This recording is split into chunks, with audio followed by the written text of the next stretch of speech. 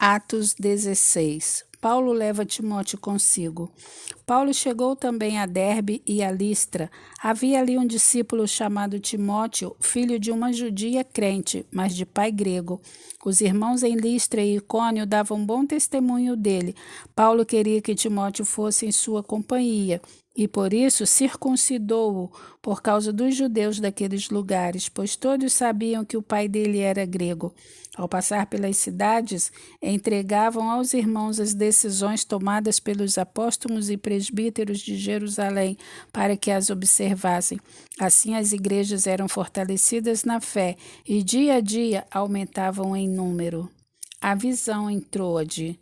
E percorreram a região frígio-gálata, tendo sido impedidos pelo Espírito Santo de pregar a palavra na província da Ásia. Chegando perto de Mísia, tentaram ir para Bitínia, mas o Espírito de Jesus não o permitiu. E, tendo contornado Mísia, foram a Troade. À noite, Paulo teve uma visão na qual um homem da Macedônia estava em pé e lhe rogava, dizendo: passe a Macedônia e ajuda-nos. Assim que Paulo teve a visão, imediatamente procuramos partir para aquele destino, concluindo que Deus nos havia chamado para lhes anunciar o Evangelho. Paulo em Filipos, a conversão de Lídia. Tendo, pois, navegado de Troade, fomos retamente para Samotrácia e no dia seguinte a Neápolis. Dali fomos a Filipos, cidade da Macedônia, primeira do distrito e colônia romana. Nesta cidade permanecemos alguns dias. No sábado saímos da cidade para a beira do rio, onde nos pareceu haver um lugar de oração. E assentando-nos, falamos às mulheres que haviam se reunido ali. Certa mulher chamada Lídia, da cidade de Tiatira, vendedora de púrpura, temente a Deus, nos escutava. O Senhor lhe abriu o coração para que estivesse atenta ao que Paulo dizia. Depois de ser batizada, ela e toda sua casa nos fez este pedido: se julgam que eu sou fiel ao Senhor, venham ficar na minha casa, e nos constrangeu a isso. A cura de uma jovem adivinhadora.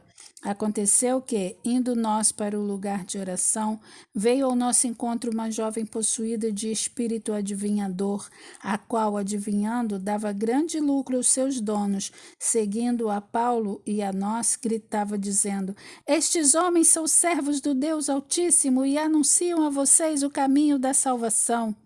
Isto se repetiu por muitos dias. Então Paulo, já indignado, voltando-se, disse ao Espírito: em nome de Jesus Cristo, eu ordeno que você saia dela. E na mesma hora o Espírito saiu. Paulo e Silas são açoitados e presos.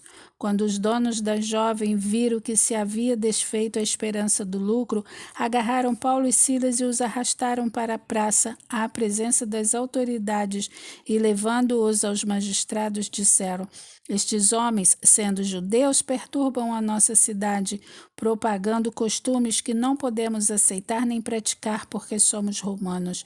Então a multidão se levantou unida contra eles, e os magistrados, rasgando-lhes as roupas, mandaram açoitá-los com varas, e depois de lhes darem muitos açoites, os lançaram na prisão, ordenando ao carcereiro que os guardasse com toda a segurança.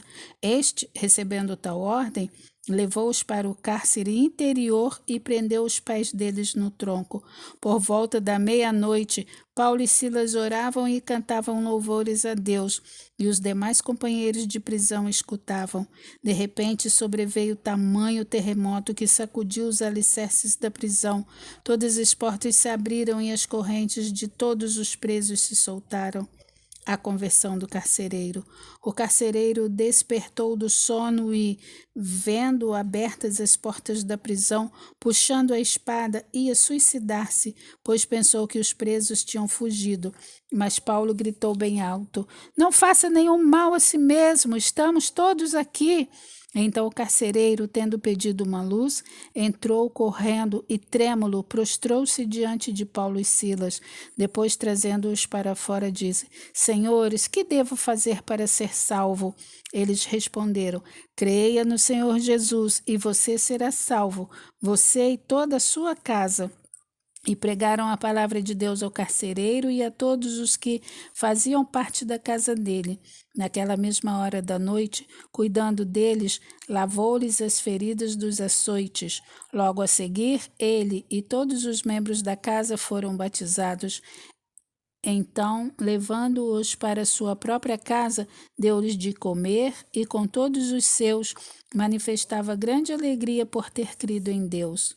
Paulo e Silas, livres da prisão. Quando amanheceu, os magistrados enviaram oficiais de justiça com a seguinte ordem para o carcereiro: põe aqueles homens em liberdade. Então o carcereiro comunicou isso a Paulo, dizendo: os magistrados ordenaram que vocês fossem postos em liberdade. Portanto, vocês podem sair, vão em paz. Paulo, porém, lhes disse: sem ter havido processo formal contra nós, nos açoitaram publicamente e nos jogaram na cadeia. Sendo nós cidadãos romanos, querem agora nos mandar embora sem maior alarde? Nada disso. Pelo contrário, que eles venham e pessoalmente nos ponham em liberdade. Os oficiais de justiça comunicaram isso aos magistrados. Quando estes souberam que Paulo e Silas eram cidadãos romanos, ficaram com medo. Então foram até eles e lhes pediram desculpas e, relaxando-lhes a prisão, pediram que se retirassem da cidade. Tendo saído da prisão, Paulo e Silas dirigiram-se para a casa de Lídia e, vendo os irmãos, os animaram. Depois partiram.